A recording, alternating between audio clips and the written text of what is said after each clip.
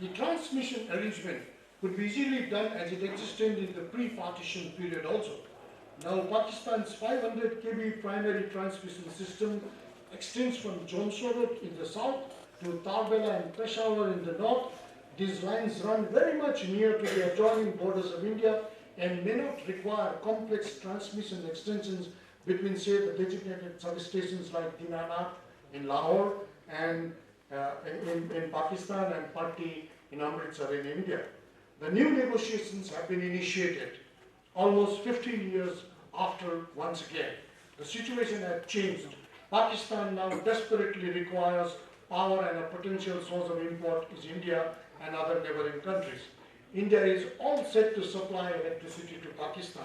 What is vital at this juncture is a friendly policy and institutional framework, grid interconnections, infrastructures, cross-border investment with the target, project-based approach and tariff structure for regional bilateral electricity trade. Therefore, just one people-centric project is required as a demonstration of cooperation and integration between India and Pakistan, and we hope it will trigger a chain of projects that will transform India-Pakistan relations. And lastly, I'm going to talk a little bit about environmental security, which is a very, very key issue today between India and Pakistan. In India, between India and Pakistan, environmental security is emerging to be rather very, very critical.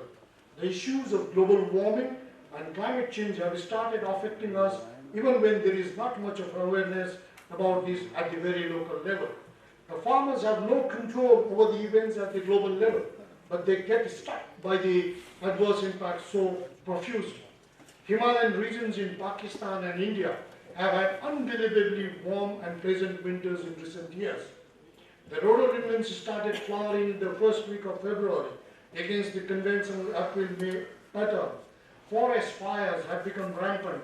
Wild animals have started invading human habitats. This literally dried up the many traditional sources of water. The entire natural cycle has been disturbed. Melting of glaciers could affect the entire hydrological flows in major rivers, including the Ganges, Indus, Brahmaputra, and the livelihoods of millions depending on these river crosses. Water security is so very critical to any discourse on sustainability. The pollution issue to fresh water availability, transborder environmental flows to diversions of rivers, privatizations of water to melting of glaciers, and destructions of watersheds to water conflicts have become increasingly prominent between India and Pakistan. The very management is a critical issue. 4 varieties of conflicts over the issues of water resources management are seen between India and Pakistan. Firstly, a conflict within the country, primarily an internal affair. Secondly, a conflict arising out of the discontentment and the discord caused by sharing of water resources, say bilateral level, say between India and Pakistan. Right? And thirdly, a conflict that has emerged out of perceptions like inequitable sharing of benefits in aided projects. The very nature, frequency, depth and dimensions of disasters are expected to undergo drastic changes against the impending backdrop of climate change triggered vulnerabilities. The cross-border environmental injuries emanating from disasters and other calamities are likely to be more serious. For example, Kosi flood in Bihar, Indus flood in Pakistan in 2010, Kedarnath in Uttarakhand in 2013, Srinagar flood in 2014 devastated and brought huge destructions. For instance, the 2010 Indus floods submerged 1/5 of Pakistan with 17 million acres in water that included most fertile agricultural land. It killed 200,000, 2 lakh livestock and washed away valuable assets of millions. A total of 1.89 homes were destroyed in 82 districts in Pakistan because of the flood in Indus River. And all these disasters had intensely visible cross-border character because essentially Indus goes through India. Therefore, no country can work alone to mitigate this. All these controversies clearly indicate that interdependence is critical in environmental risk assessment. This is more so in the transborder context as ecosystems do not respect national boundaries. Nations cannot treat economic and ecological interdependence at par. In the former, border controls could manage and regulate the degree and impact of interdependence, whereas in the latter case, fortress option is not available in a situation like that of transborder collisions between India and Pakistan. The challenge is, how do we bring all these critical observations and damaging phenomenon to the classroom and laboratories in a university like Punjabi University? How do we prepare our young minds and communities to cope with such steadily ripening and vicious situations? How do we convert this information into knowledge and further transform them into social and state policy actions? In other words, could the universities, educational and other institutions be used to connect the villages and urban conglomerates and communities and bring them to the knowledge generation and sharing platform for sustainable solutions of various public interest problems?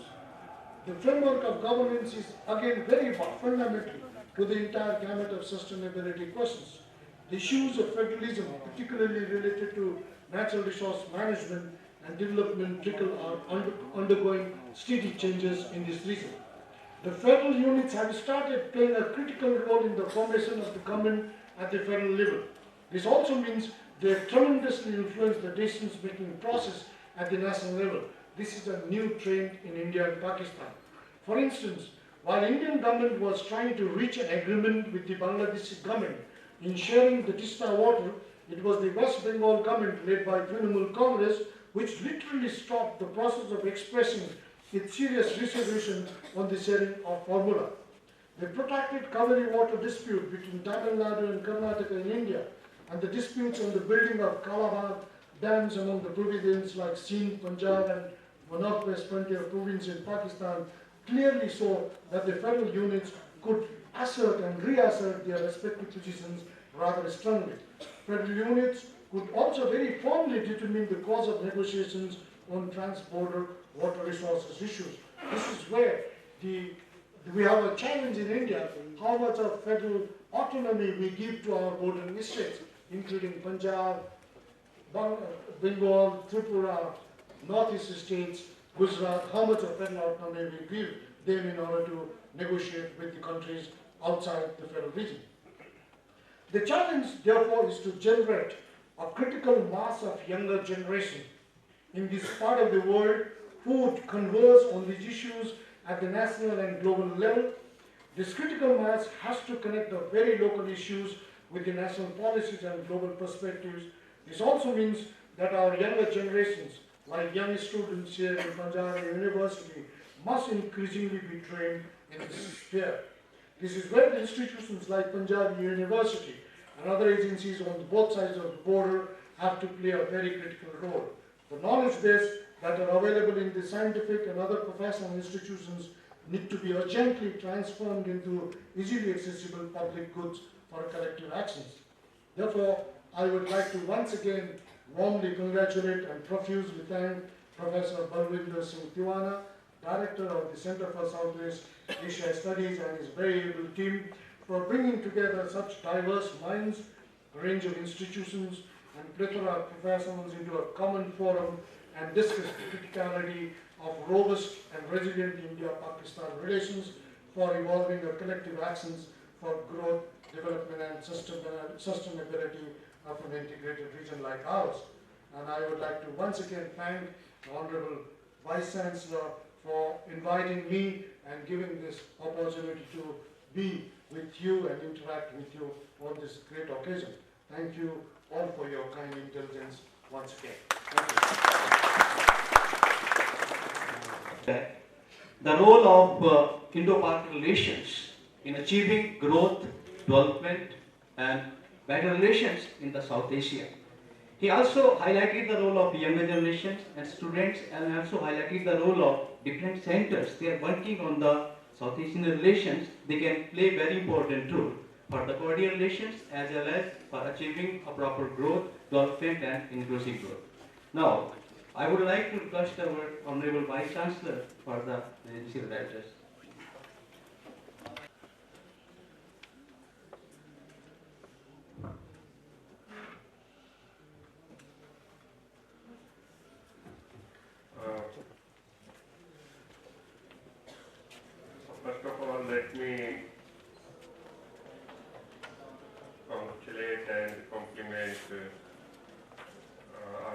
Center for Southwest Asia Study, Professor Parvinder Singh Timana and his team for doing wonderful job as far as the different activities undertaken by the Center of Southwest Asia Study. I have been closely connected and keeping an eye on the activities of this center. I'm really happy that a number of activities have been organized by the center, and particularly this type of conference has been organized on a very, very important and very, very relevant topic. I'm really complimenting Professor Ivana and his colleagues for organizing this national conference. I am really thankful to Professor Mahendra Prasad Lama the Punjabi Lama, Professor of South Asian Economics, School of International Studies, Jawaharlal Nehru University. He has been, I think, Vice Chancellor of Central University of Islam.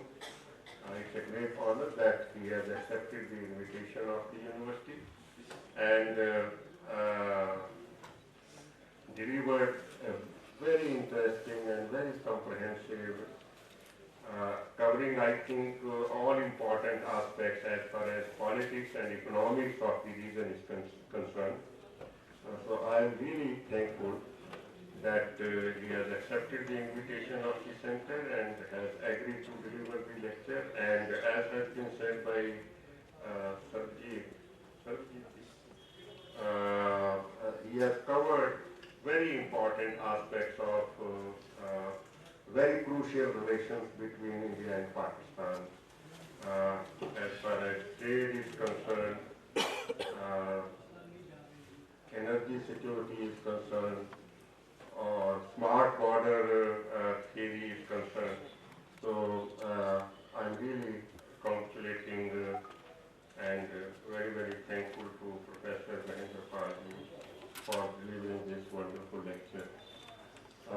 मेरे को कुछ बोलता है नहीं, पर फिर भी I will read out few lines as presidential address. You may consider it. Professor Lama started with a very interesting sentence. India-Pakistan relations have literally and symbolically become a snake ladder game. I think this is the crux of the whole talk. How this relationship between two very important neighboring countries is happening and how it is moving towards good or bad, that's a different story. But snake ladder simile is 100%, I think, relevant and very, very correct simile can be given with regard to the relations which are there between the two countries. And with this background, I would like to say a few words. Whenever we talk about Indo-Pak relations, we are reminded of 1947. Why it is snake ladder relationship between the two countries? It is because of 47. Now 47 gave independence to India, but it also divided the country. And the stories of partition we all cannot forget. So I will just talk about that. We have witnessed in 1947, that no truth is absolute. When at stroke of independence, India was divided into two nations, India and Pakistan. To make the matter worse, the partition was marred by violence unseen and unprecedented. To make the matter worse, that is what I want to say.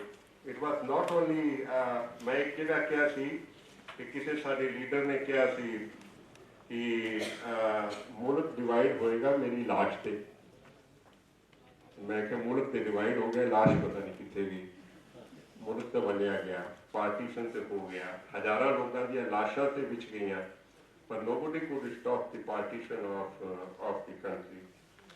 So to make the matter worse, the partition was marked by violence, unseen and unprecedented. Thousands and thousands of people lost their lives. Millions lost their property. Their kids and kings at large scale migrated from one country to another country. Both sides of the border were guilty of violence and bloodshed. The scars of the Great Divide are still fresh in the people's memory even after 68 years. As if this was not enough, the two sides have fought two full-fledged wars in 1965 and 1971.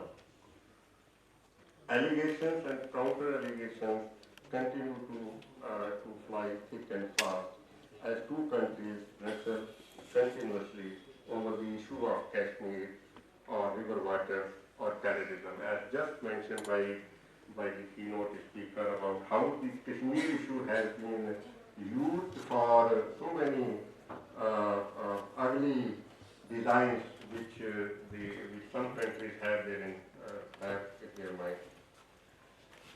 But it must be understood that Indo-Pak relations is not just about hate. It is actually a love-hate relationship. We have shared history, a common culture, common values, and common language to some extent. Sheikh Farid, Waris Shah, Shahbaz Kalandar, Mirza Ghalib, Manto, Nusrat Fateh Ali Khan, and so many other singers. They belong to Pakistan as they belong to India. There are intellectuals, artists, and common folk who realize that the division is artificial. Now this is the feeling among the intellectuals, among the general masses. Whenever we go to Pakistan, we feel that type of. मैं छोटी जी एक गल तुहानू सुनावांगा. I was in Pakistan in I think 2012 or 13. I don't remember the year. There was conference or international conference on Sufi literature, Sufism. मैं उत्थे मुख मेहमान सी, chief guest सी. मैं फ्रंट रो च बैठा होया सी. मेरे नाल एक मौलाना बैठे सन. वो भी मेरे नाल दी कुर्सी ते हली असी स्टेज ते नहीं सी गए, फ्रंट रो च बैठे सी. वो मैं मूँह पूरब नूं करदा सी, वो पच्छम नूं कर लैंदा सी. मैं क्या पता नहीं मैं इहदा की बिगाड़िया, मेरे नाल इन्ना गुस्से क्यों है. मैं फिर मुड़ के, क्योंकि मैं हिंदुस्तान तो गया सी, मैं फिर मुड़ के मेरे मुँह दा मूँह करा तो होर परा कर लवे. फिर मेरे अंदर दा भी स्वैमान जाग पिया. मैं भी पूरा मुँह दूजे पासे नूं कर लिया. मैं कहा ठीक है, जे तू मेरे नाल गुस्से है, नहीं मेरे नाल बोलना, मैं तेरा कुछ बिगाड़िया है नहीं, मैं तुम जानता नहीं, तू मेरे नाल क्यों गुस्से है, मैनूं कोई समझ नहीं आ रही. उदों बाद अनाउंसमेंट हुई कि भाई vice chancellor of Punjab university will come on the dais and sit on the dais. विचकारली कुर्सी ते मैं बैठ गया. वो मौलाने का भी नाम अनाउंस हो गया, नाल दी कुर्सी फिर आ बैठा मेरे. फिर मैं सजे तो वो खपे या वो खपे तो मैं सजे. मैं क्या मौलाना को पता नहीं मैं इहदा की बिगाड़िया. मैं बड़ा याद किया कि मैं अलीगढ़ यूनिवर्सिटी पढ़ता सी, किसी का रिश्तेदार तो नहीं है, जानकार से, पर नहीं सी कोई गल. उस तो बाद मेरा नाम अनाउंस होया बोलने वास्ते. मैं बोलिया, मैं क्या कि जिहड़ा कनैक्शन है पंजाब नाल बाबा फरीद का, क्योंकि बाबा फरीद वाज माई मेरा जो टॉपिक सीगा फरीद सी, बाबा फरीद. मैं क्या गुरु ग्रंथ साहब विच बाबा फरीद की बाणी का नंबर उदों आंदा है जदों अखंड पाठ का भोग पैना होंदा है. तकरीबन सवेरे सवेरे 5-6 बजे 7 बजे बाबा फरीद के श्लोक आ जाते हैं जदों किसी के घर अखंड पाठ रखा हो. ਫਿਰ ਮੈਂ ਕਿਹਾ ਬਾਬਾ ਫਰੀਦ ਕਹਿੰਦਾ ਬੇਨਿਵਾਜਾ ਕੁੱਤਿਆ ਇਹ ਨਾ ਭਲੀ ਰੀਤ। ਗੁਰੂ ਗ੍ਰੰਥ ਸਾਹਿਬ ਵਿੱਚ, ਗੁਰੂ ਗ੍ਰੰਥ ਸਾਹਿਬ 'ਚ ਪੰਕਤੀਆਂ ਨੇ ਬਾਬਾ ਫਰੀਦ ਦੀਆਂ, ਬੇਨਿਵਾਜਾ ਕੁੱਤਿਆ ਇਹ ਨਾ ਭਲੀ ਰੀਤ, ਕਭੀ ਚੱਲ ਨਾ ਆਇਓ ਪੰਜੇ ਵਕਤ ਮਸੀਤ। ਉਹ ਮੌਲਾਨਾ ਮੇਰੇ ਵੱਲ ਨੂੰ ਮੁੰਨ ਪੈ ਗਿਆ। ਫਿਰ ਮੈਂ ਕਿਹਾ ਕਿ ਬਾਬਾ ਫਰੀਦ ਗੁਰੂ ਗ੍ਰੰਥ ਸਾਹਿਬ 'ਚ ਕਹਿੰਦੇ ਪਏ ਨੇ ਕਿ ਸ਼ੱਕਰ ਖੰਡ ਨਿਵਾਤ ਗੁੜ ਮਾਖਿਓ ਮਾਝਾ ਦੁੱਧ, ਸਭੇ ਵਸਤੂ ਮਿੱਠੀਆਂ ਰੱਬ ਨਾ ਪੂਜਣ ਤੁਧ। ਉਹ ਮੌਲਾਨਾ ਹੋਰ ਮੇਰੇ ਵੱਲ ਨੂੰ, ਉਹਦੀਆਂ ਅੱਖਾਂ 'ਚ, ਉਹਦੇ ਚਿਹਰੇ 'ਤੇ